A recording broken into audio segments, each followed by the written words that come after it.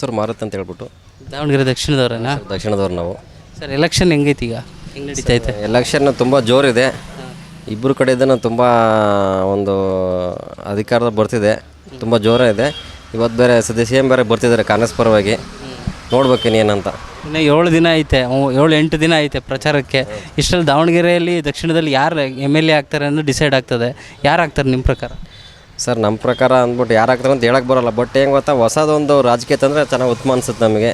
ಯಾಕಂದರೆ ಹಳಬ್ರನ್ನ ನೋಡಿದ್ದೀವಿ, ಹಳಬ್ರು ತರಿಸಿದ್ದೀವಿ, ಆಲ್ರೆಡಿ ಎಲ್ಲ ನೋಡಿದ್ವಿ. ಹೊಸದೊಂದು ಏನೋ ಅಧಿಕಾರಕ್ಕೆ ಬಂದುಬಿಟ್ರೆ ಚೆನ್ನಾಗಂತ ಹೇಳ್ತೀವಿ ಸರ್. ನಮಗೆ ಇನ್ನು ಯಾರು ಆಗ್ತಾರೆ ಅಂತ ಕನ್ಫ್ಯೂಸಲ್ಲಿ ಇದ್ದೀವಿ ನಾವೇನು ನೋಡಬೇಕು. ಅಲ್ಲ, ಈ ಸರಿ ಉಪಚುನಾವಣೆ ನಡೀತಾ ಇರೋದು, ನಿರ್ಧಾರ ಮಾಡ್ತಾ ಇರೋದು ಯುವಕರೇ ಅಂತ ಅನಿಸ್ತಾ ಇದೆ.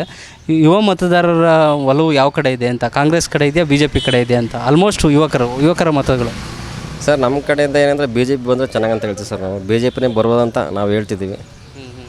ಬಂದರೆ ಚೆನ್ನಾಗಿ ಸರ್, ಉತ್ತಮ. ಯಾಕಂದರೆ ಈಗ ಅಜ್ಜಾರನ್ನ ತರಿಸಿದ್ದೀವಿ, ಅಜ್ಜಾರು ನೋಡಿದ್ದೀವಿ. BJP ಬಂದರೆ ಉತ್ತಮ ಅಂತ ಹೇಳ್ತೀವಿ ಸರ್ ನಾವು.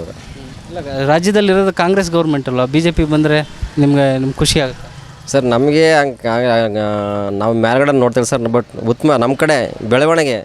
ಈಗ ಯಾರು ಬಂದ್ಬಿಟ್ರೆ ಯಾರು ಚೆನ್ನಾಗೆಲ್ಲ ಸ್ಪಂದನೆ ಮಾಡ್ತಾರೆ ಅಂದರೆ ನೋಡ್ಬೇಕಂತ ಅವ್ರು ಸರ್ ನಮಗಿದು. ಅದೇ ಈಗ ಸಮರ್ಥ ಶಾಮನೂರವರು ಟಿಕೆಟ್ ಕೊಟ್ಟಿದ್ದಾರೆ ಕಾಂಗ್ರೆಸ್ ಕಡೆಯಿಂದ. ಅವ್ರಿಗೆ ಅಲ್ಪಸಂಖ್ಯಾತರ ಓಟ್ ಎಲ್ಲ ಬರುತ್ತಾ ಸರ್? ಈಗ ಎಲ್ಲದ ಅಭಿಪ್ರಾಯ ಹೇಳಕ್ಕೆ ಬರೋಲ್ಲ. ನಮ್ಮ ಅಭಿಪ್ರಾಯ ನಾವು ಹೇಳ್ತೀವಿ ಸರ್. ಬಂದರೆ ಬರ್ಬೋದು, ಬರ್ದೇ ಇರ್ಬೋದು. ಬಟ್ ಯುವಕರು ಮಾತ್ರ ಈಗ ಹೊಸ ಇದು ನೋಡ್ತಾರೆ ಸರ್, ಹೊಸ ಯುಗ ನೋಡ್ತಿದ್ದಾರೆ. ನೋಡ್ಬೇಕು ಏನಾಗುತ್ತೆ ಅಂತ.